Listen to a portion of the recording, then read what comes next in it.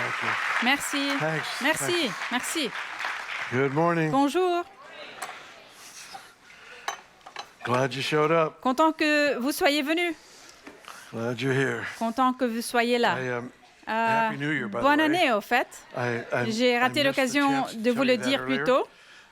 J'étais en Corée et à Taïwan et j'ai passé un très très bon moment. Il semble que les gens ont commencé à comprendre parce que depuis des années, quand je vais quelque part, je dis « Je suis ici pour manger ». Si vous voulez avoir des réunions avant et après les repas, c'est très bien. Mais je suis ici pour manger. Et je dois admettre que c'était un voyage avec beaucoup de repas. Donc, je vais peut-être devoir réduire un peu le volume, mais j'ai passé un si bon moment. Mais mec, c'est toujours bien bon d'être chez soi. Je suis ici heureux d'être ici avec vous.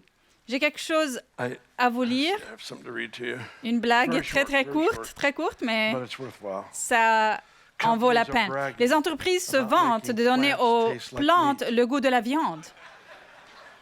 Les vaches font ça depuis toujours.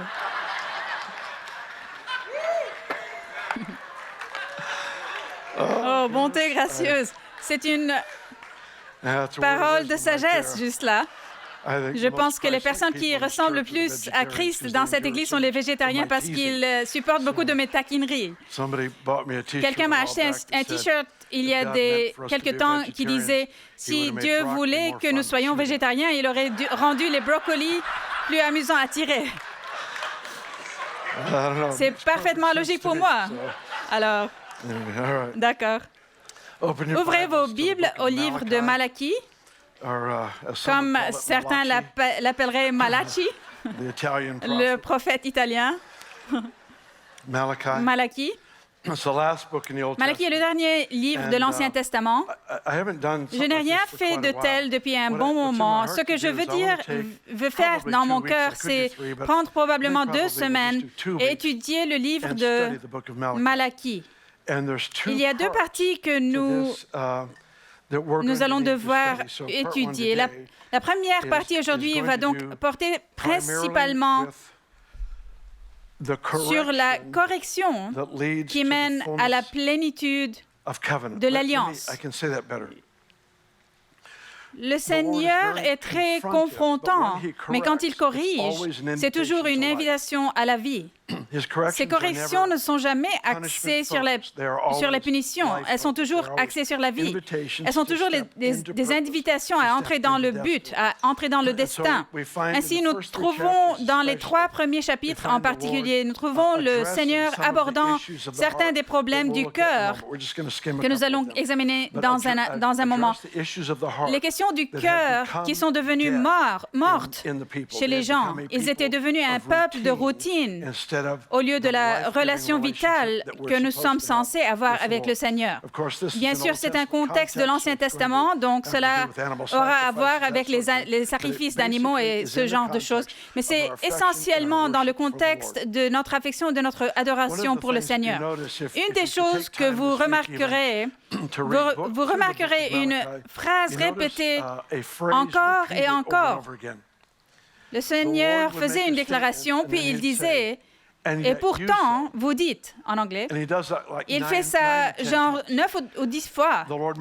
Le Seigneur fait une déclaration et puis il dit, mais vous dites, ce livre traite de la question de la seigneurie absolue. Il y a plus de place. Il y a plus de place pour la liberté à l'intérieur du royaume qu'il y en a à l'extérieur. Il y a plus de liberté dans une relation avec Jésus que d'être dans un endroit où l'on peut faire ce que l'on veut. La liberté est en fait la capacité de faire ce qui est juste. La liberté de volonté en dehors des desseins de Dieu est si restrictive et confinante. La vraie liberté est de répondre à l'invitation à une relation pour que nous vivions des personnes transformées. Alors, je veux que vous ouvriez au premier chapitre de Malachie. On ne peut pas tout lire, mais je vais juste prendre quelques versets. Cela nous donnera une sorte de résumé de ce que je vois dans ce merveilleux livre. Malachie chapitre 1, verset 7. Vous offrez sur mon autel des aliments impurs et vous dites, en quoi t'avons-nous souillé? C'est en disant, la table de l'Éternel est dérisoire. Quand vous offrez un sacrifice, une bête aveugle, n'est-ce pas mal? Quand vous offrez une bête boiteuse aux malades, n'est-ce pas mal? Offre-la donc à ton gouverneur. Te recevra-t-il bien? Te fera-t-il bon accueil, dit l'Éternel? Passez au verset 13, même chapitre.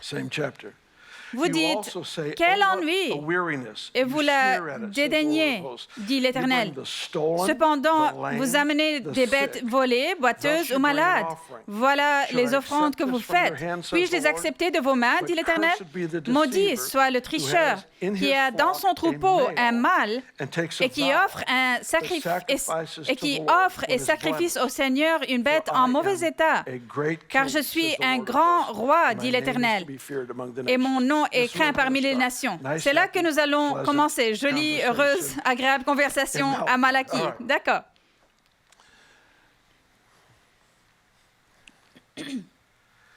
Il dit, vous prenez de votre troupeau, vous avez un mâle beau et en bonne santé, mais quand vient le temps de donner quelque chose en offrande ou en sacrifice, vous prenez un boiteux, probablement en pensant qu'il va mourir de toute façon.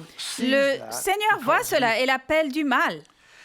Il l'appelle du mal parce qu'il est un grand roi. Maintenant, de quoi a-t-il besoin que nous avions à offrir? Rien. Que va-t-il faire avec un mouton mort qui brûle sur un feu? Rien. Que va-t-il faire avec ton argent? Rien. Il n'a pas besoin d'une chose que toi et moi avons à lui offrir. La plus grande injustice dans l'univers est que le grand roi existe en tant que source de vie et qu'il ne soit pas reconnu. Il y a une histoire bizarre dans le livre des Actes des apôtres avec le roi Hérode. Hérode était vraiment une sorte de figure de l'Antéchrist. Il a cherché à tuer Jésus quand il était enfant. C'est une figure impie. Dans le livre des Actes, il fait un discours et il a fait ce discours aux citoyens de la nation. Il a fait ce discours, il était tellement bouleversé par ses paroles qu'ils se sont mis à crier, la voix d'un Dieu, la voix d'un Dieu. Et la Bible dit, Hérode est mort ce jour-là parce qu'il n'a pas donné gloire à Dieu. Réfléchissez à tout ça. Il est mort ce jour-là parce qu'il n'a pas donné gloire. Qu'est-ce que cela implique? Cela implique que le Seigneur a permis à un roi impie de faire un discours émouvant. Il lui a donné la capacité d'influencer les citoyens d'une nation avec des mots. Mais il n'a pas reconnu que c'était le Seigneur qui lui permettait de faire cela. La plus grande injustice dans l'univers est de vivre dans un monde où il y a de la bénédiction, de la vie, et où il n'est pas reconnu. Et pour aggraver les choses, lorsqu'il y a une catastrophe naturelle, il en reçoit le mérite, mais pas pour les récoltes qui poussent. Pas pour la capacité d'aller à l'épicerie et de voir des murs de nourriture qui sont là jour après jour, n'importe quel jour de la semaine où vous allez. Historiquement, c'est une bénédiction tellement inhabituelle d'entrer dans un lieu d'abondance que nous avons perdu le discernement pour l'abondance dans laquelle nous sommes. Donc, cette injustice est ce à quoi il fait face. Elle a créé un groupe de personnes qui confessent Christ, mais vivent avec complaisance dans leur relation avec lui, avec les gens. Il y a un passage dans les Proverbes, je crois que c'est le chapitre 18, verset 9. Ça dit, « Celui qui se relâche dans son travail est frère de celui qui détruit. Celui qui se relâche dans son travail est frère de celui qui détruit. » Donc, regardez-le de cette façon. Nous avons un ouvrier passionné, un ouvrier paresseux et un opposant au travail. 3 personnes. Nous avons un serviteur du Seigneur passionné. Nous avons le serviteur complaisant et nous avons ceux qui s'opposent à l'Évangile. La complaisance alimente le cœur de l'adversaire.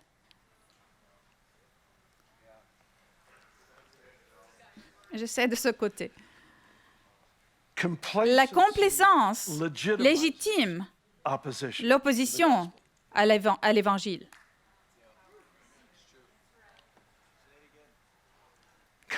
La complaisance légitime l'opposition à l'Évangile. 3 groupes de personnes, le fidèle travailleur passionné, le paresseux et l'adversaire. Les 2 plus semblables sont le complaisant et l'adversaire. L'Écriture dit que celui-ci est le frère de celui-là. Être tiède dans une relation avec Jésus n'est pas une saison temporaire, temporelle. C'est un diable. Ce n'est pas nécessaire. Nous avons des moments d'émotion, de haut et de bas. Nous avons des défis, nous avons des épreuves, nous avons tout ça, mais rien de tout ça ne doit jamais se traduire à une complaisance dans notre dévotion à lui. Nous avons des moments où nous savons ce qui se passe, nous poursuivons agressivement l'appel dans notre vie. Il y a d'autres moments où nous sommes désemparés, nous essayons juste de faire de notre mieux. Mais la complaisance n'est jamais une réponse. Je n'ai jamais été réduit à une routine en Jésus.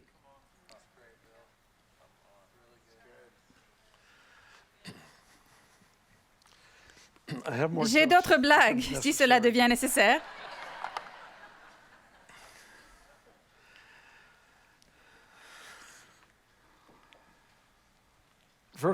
Verset 4 du chapitre 2.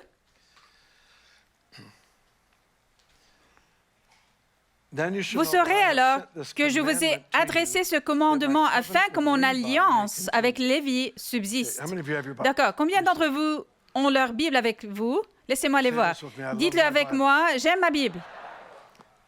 C'est vrai, j'aime vraiment, vraiment ma Bible. D'accord.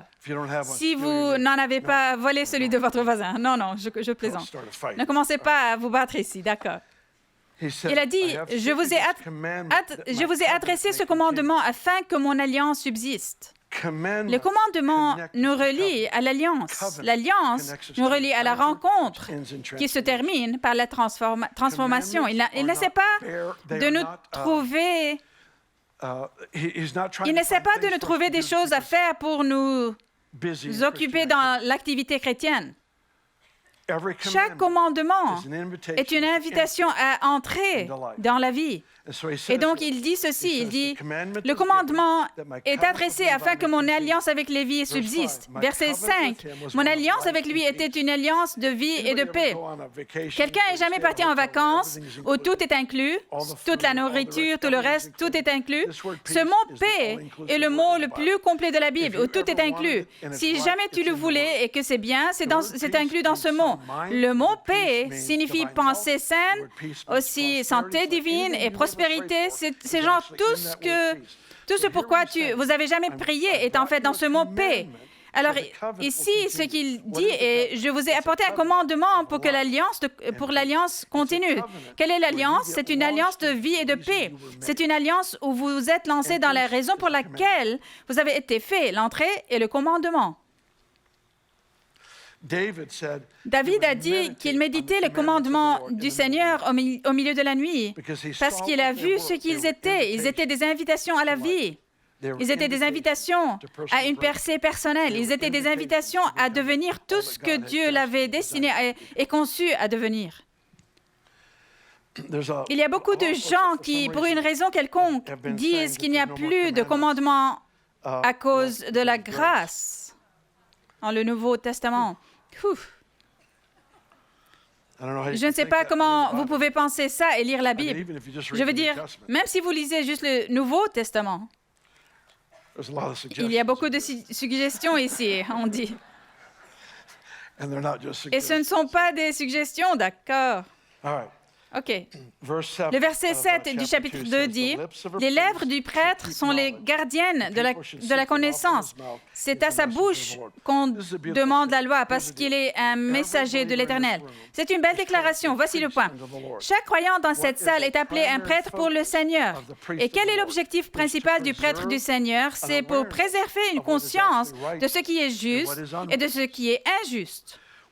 Quand il y a de la complaisance, la ligne se brouille. Lorsque la ligne se brouille, le message devient faible. Et quand le message devient faible, il y a peu de compréhension dans le monde qui nous entoure de la nature de Dieu. Le compromis ici, dans le cœur, souille la révélation de la nature de Dieu au monde. Le prêtre, ceux qui se tiennent devant le Seigneur, vit avec une conscience de la justice et de l'injustice. Ce n'est pas une invitation à rejeter les gens ou à critiquer, à être dur envers les gens. Ce n'est pas ça du tout, mais c'est reconnaître ceci est la vie et ceci est la mort. Si je fais ça, ça mène à la vie. Et si je fais cela, ça mène à la mort. Ces deux réalités sont vraies pour les croyants aussi bien que pour les incroyants. Ceci mène à la vie, cela ne le fait pas. Et les lèvres d'un prêtre, il ne dit pas seulement les pensées ou le cœur d'un prêtre. Ça va sortir dans la conversation des lèvres. Ça va sortir parce que ce qui est dans le cœur va être révélé par la parole. Chapitre 3. Êtes-vous encore en vie, les gars? Bien, parce que ça va devenir vraiment bien. L'année prochaine. L'année prochaine. Oui, je vais vous parler de ça toute l'année. Oui, juste attendez. Je voulais dire la semaine prochaine. Nous allons parler de la promesse prophétique. Le livre de Malachie est connu pour 3 passages de base. Les 3 plus familiers. Le premier serait la dîme du chapitre 3. Nous allons le lire dans un instant. Le deuxième serait à la fin du chapitre 3. C'est la parole au sujet de Élie viendra et ramènera le cœur des pères vers les enfants et le cœur des enfants vers leur père. Le troisième passage, le plus familier qui se trouve dans ce livre, est que le soleil de justice se lèvera et la guérison sera dans ses rayons. Nous en parlerons la semaine prochaine. Mais aujourd'hui, je veux rester entêté. Donc, nous allons passer au chapitre 3 et allons directement au verset 8. Un homme peut-il tromper Dieu? En fait, vous me trompez et vous dites, en quoi t'avons-nous trompé dans les dîmes et les offrandes? Vous êtes frappés par la malédiction et vous me trompez, la nation toute entière. Apportez toutes les dîmes à la maison du trésor afin qu'il y ait de la nourriture dans ma maison. Mettez-moi ainsi à l'épreuve, dit l'Éternel, le Maître de l'univers, et vous verrez si je n'ouvre pas pour vous les fenêtres du ciel, si je ne déverse pas sur vous la bénédiction en abondance. J'aime le genre de versets qui vous grondent quand vous les lisez. J'aime mon café fort. Je l'aime si fort qu'il me parle. Il grogne quand je prends la tasse. Mon café est assez fort que tu peux marcher dessus 100 fois. C'est aussi fort que ça. J'aime mon épice extrêmement piquante. Je veux que tout soit au bord du gouffre. Je veux qu'il défie votre souffle. Et quand je lis l'Écriture, je veux les choses qui me grognent quand je les lis. Et quand il dit « Vous me trompez », je dis « Dis-le-moi. Parle-moi, Seigneur. » Je ne veux pas fuir les questions. C'est ce que j'essaie de dire. Je ne veux rien rater. La dîme par beaucoup. Quelque chose s'est arrivé aujourd'hui. Je ne sais pas ce qui se passe, mais il s'est passé quelque chose où des gens en sont venus à la conclusion que la dîme fait en fait partie de la loi. La dîme n'a pas été introduite par la loi. Elle a été introduite par Abraham, qui est appelé le père de notre foi. Ratifié par la loi et ratifié par Jésus.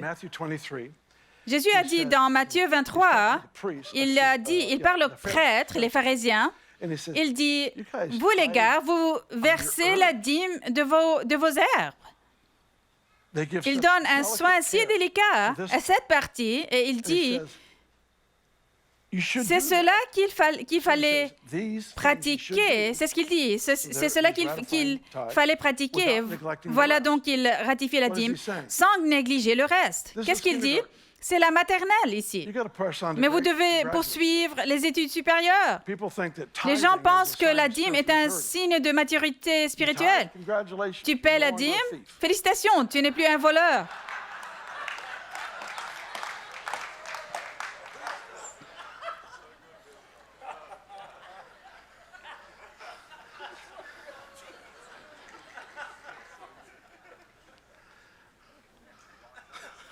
It just felt good to say. Ça fait du bien de le dire.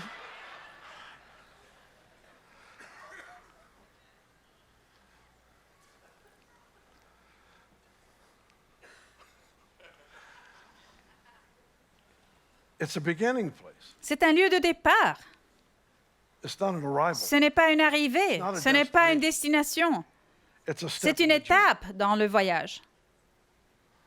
People Les describe gens décrivent this relationship cette with relation God avec Dieu as comme though- si... In fact, I En heard fait, say je les there's no entends fear dire of qu'il God n'y a in the New pas, Testament. il n'y a pas de But crainte de they Dieu also dans le read the Nouveau Bible. Testament, ce qui indique qu'ils n'ont évidemment pas lu leur Bible s'ils pensent cela. I've told you Je vous l'ai before, dit avant, those that ceux say qui you can't disent have que vous ne intimacy pouvez with God pas and fear avoir at the same d'intimité time. avec Dieu et le craindre en même temps, My response ma is that réponse est whoever que made that up is celui obviously qui not a married. inventé cela n'est évidemment pas marié.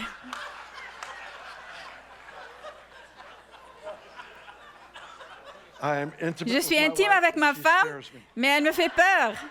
We'll just leave that Nous right allons there where juste it is. laisser ça là où That's the c'est. way I think it's C'est comme supposed ça to be. que je pense que c'est censé être.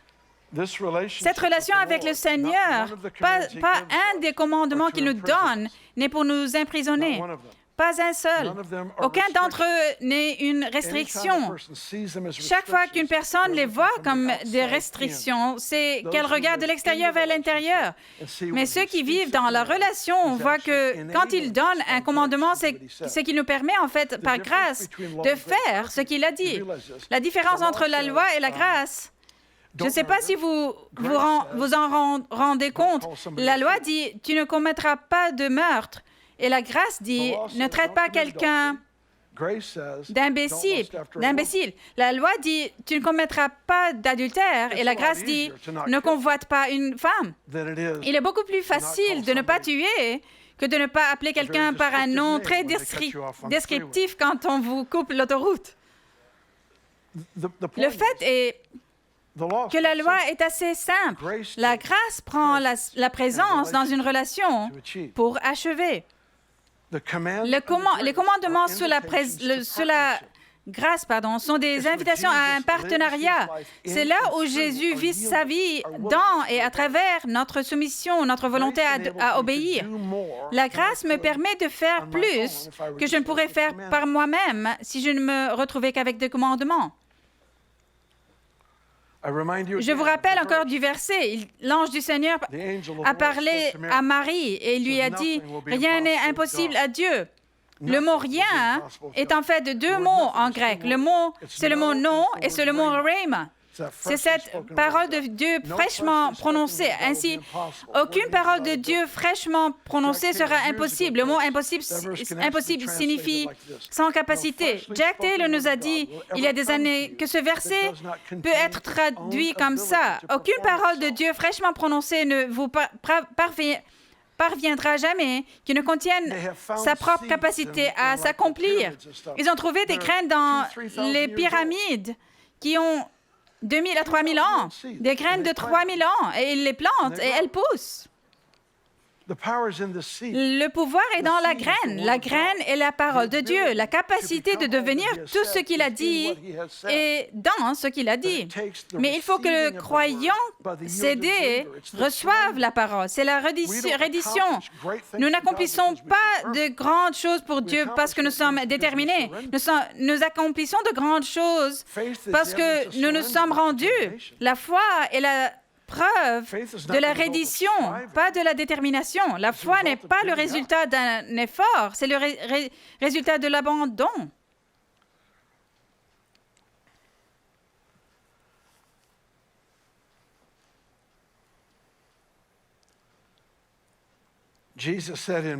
Dans Matthieu 22, Jésus a dit,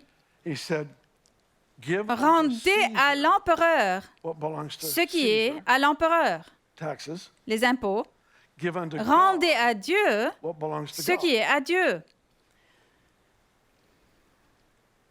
That means there's something that Cela belongs to signifie God. qu'il y a quelque chose qui appartient à Dieu, qui est à Dieu. People say, well, Les that's gens disent, eh bien, all the rest is tout le reste est à lui. That's true. C'est That's vrai, a mais cop-out. c'est une dérobade dans ce Because in verset. this verse, Parce que dans ce that would verset, include the tax. cela inclurait les impôts.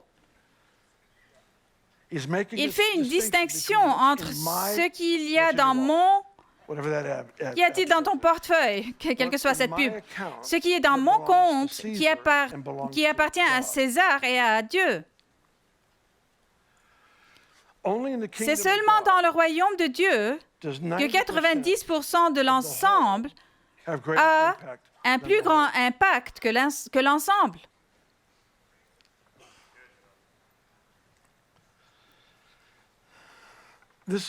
La seule question qu'il a à l'esprit, ici, la seule question qu'il a à l'esprit est la seigneurie de Jésus. C'est ça la question. C'est qui vais-je suivre? À qui vais-je dire oui?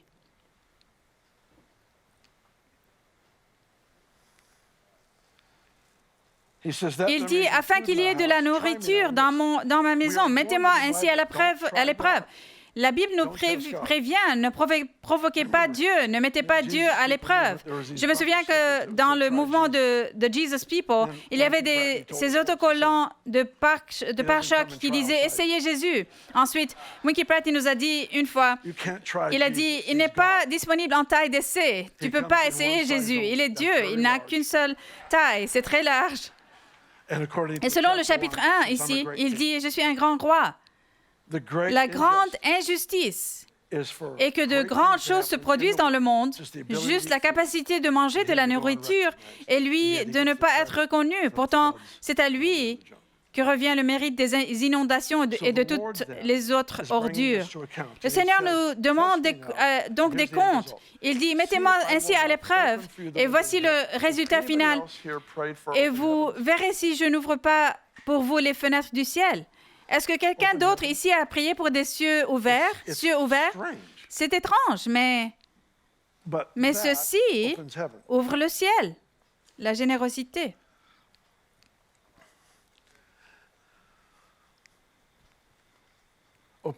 Cieux ouverts.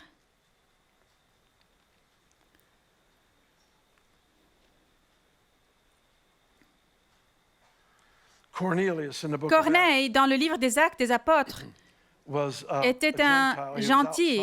Il était en dehors, dans un contexte d'Ancien Testament au moins, il était en dehors de la foi, pour ainsi dire.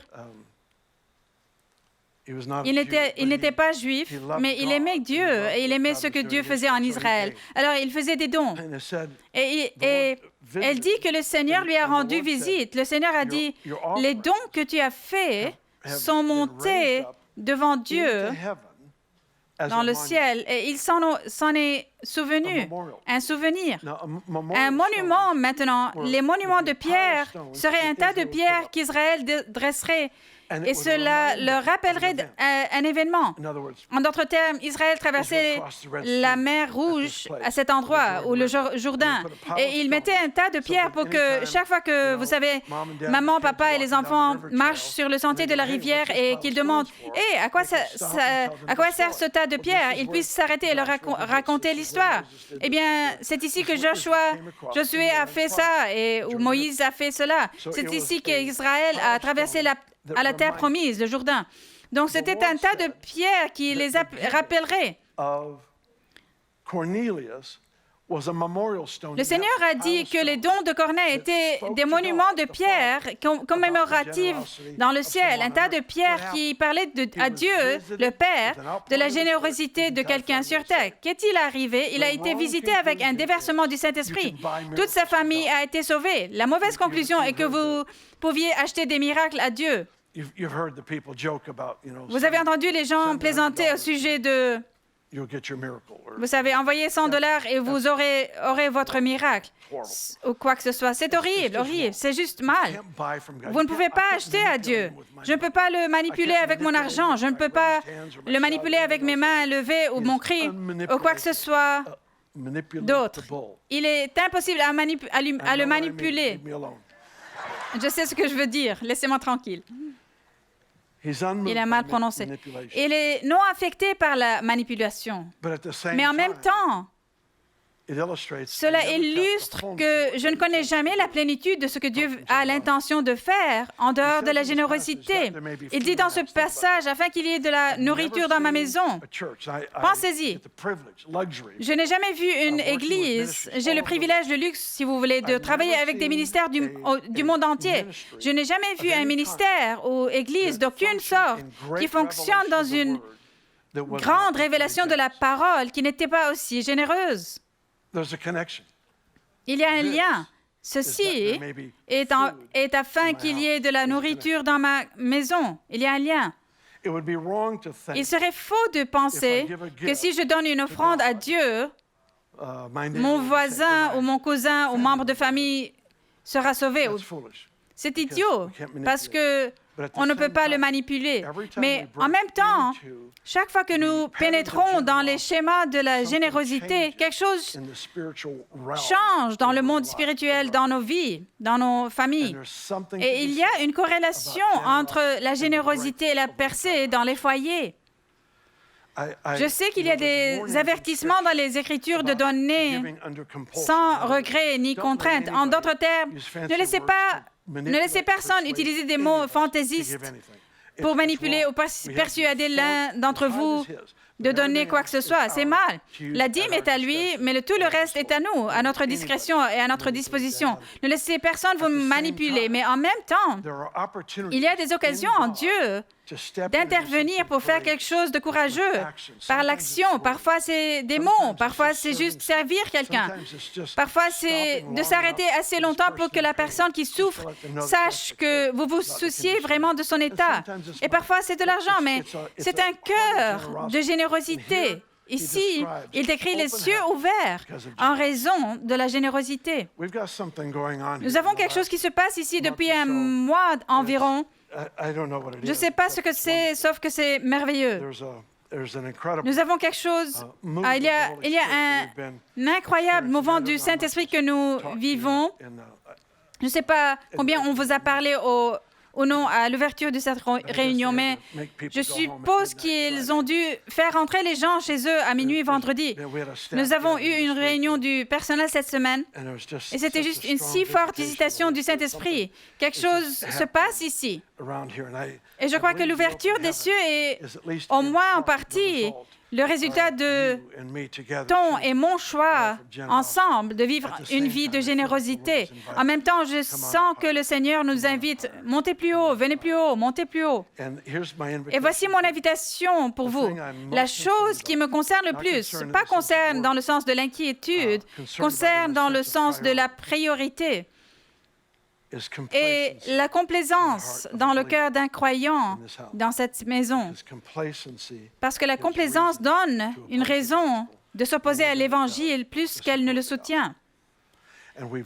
Et nous n'avons jamais été conçus comme un peuple pour être tiède dans notre approche de Jésus. Il est un grand roi. Et puisqu'il est un grand roi et qu'il est la source de toute vie, tout doit être vu à travers ces lentilles, que Dieu est le donneur et le soutien de la vie. Tout bienfait, tout don parfait vient de lui. Cette simple reconnaissance nous positionne avec son cœur de générosité pour la vie. Veuillez vous lever avec moi.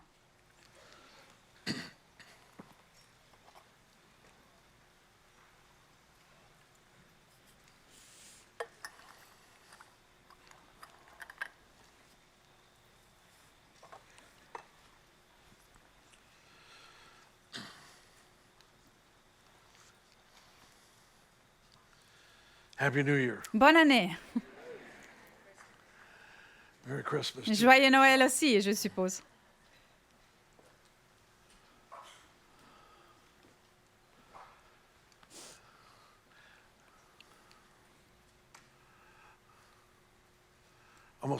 J'ai presque l'impression que je devrais annoncer. Ça va être une folle aventure. Ça va être une folle aventure.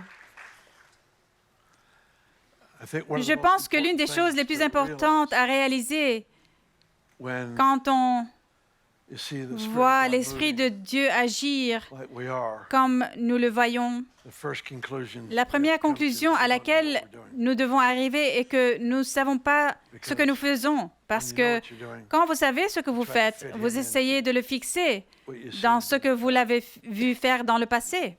Pardon. Et vous avez dit oui. Nous sommes ensemble parce que ensemble nous avons dit oui. Et votre gentillesse et votre générosité de vie ont, une fois de plus,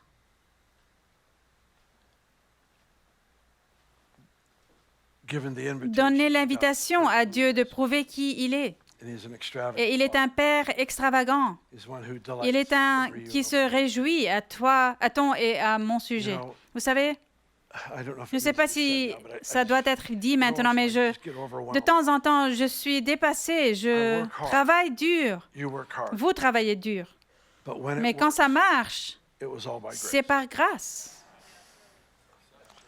Je fais de mon mieux. Et quand ça marche, wow, c'est par grâce. Et je suis à ce moment encore une fois où je sens que le Seigneur hausse la barre. Donc mon défi a été ces derniers jours, les gens avec qui j'ai parlé. Vous savez, vous vous levez 15 minutes plus tôt pour prier, levez-vous 30 minutes plus tôt. Il est temps de hausser la barre. Vous donnez 10%, donnez 15%. Vous venez à la réunion de 6 heures, venez à 5 heures pour la prière. Vous êtes prêt à prier pour toute personne qui a un besoin? Cherchez des personnes qui ont un besoin.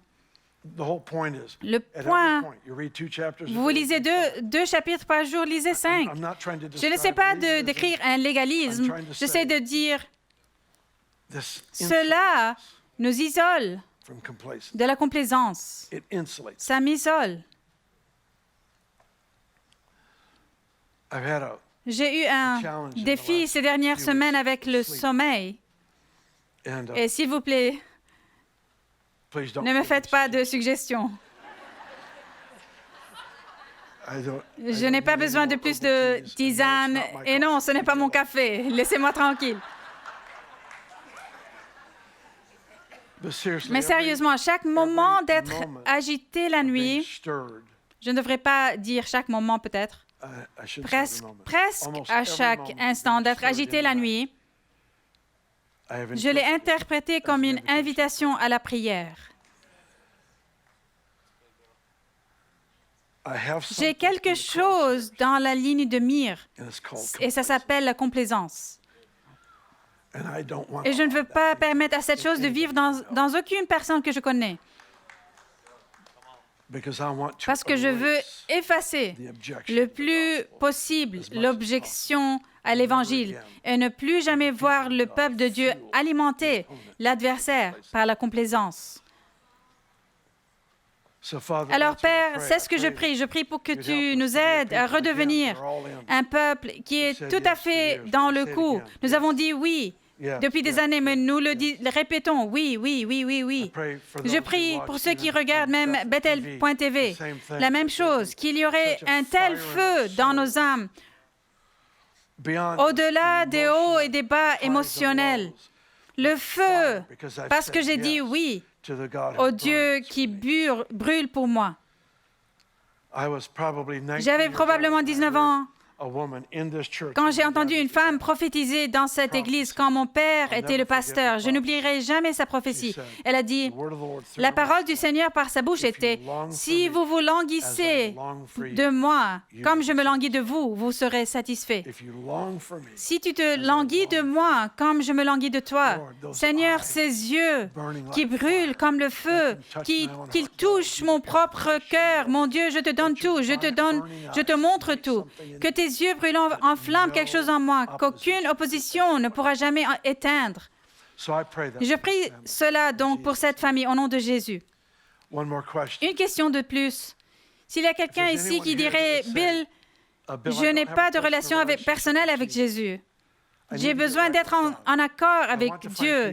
Je veux trouver la paix avec Dieu. Je veux savoir ce que c'est que d'être pardonné et je veux abandonner ma vie et devenir vraiment un disciple du Seigneur Jésus-Christ. Si c'est quelqu'un dans la salle et que vous voulez bien faire cet accord avec moi, maintenant, je veux que vous leviez la main et je veux prier pour vous, avec vous là où vous êtes. Dites juste, Bill, c'est moi, je veux juste une relation avec Jésus. Ici, quelqu'un d'autre? Lève la main, s'il te plaît. Oui, je vois ta main. Quelqu'un d'autre? Il y en a un autre par ici? Oui. Merveilleux, joli. Quelqu'un d'autre? Je ne veux rater personne. Juste ici, nous avons une bannière qui dit « Commence ici » et nous avons des gens que nous connaissons et en qui nous avons confiance. Je veux demander à tous ceux qui prennent l'engagement de suivre le Seigneur Jésus, de venir ici et de rencontrer nos amis. Ils veulent juste parler et prier avec vous. Venez tout de suite. Je veux que l'équipe du ministère vienne aussi. Ça les aidera à trouver leur chemin jusqu'ici. Venez tout de suite. C'est bien. Prenons un profond souffle. C'est bien. Ça va remplir le reste de votre dimanche. Cela prendra beaucoup de temps à digérer. En tout cas, donc, si notre équipe de ministère peut venir, si vous avez besoin de ministère ce matin ou de n'importe quel genre de prière ou d'un miracle, notre équipe est là pour prier pour vous. Vous pouvez venir maintenant. À part ça, que votre dimanche soit béni. Ou à plus tard, les amis, soyez bénis. C'était une belle matinée avec vous. Notre équipe est là pour prier avec vous.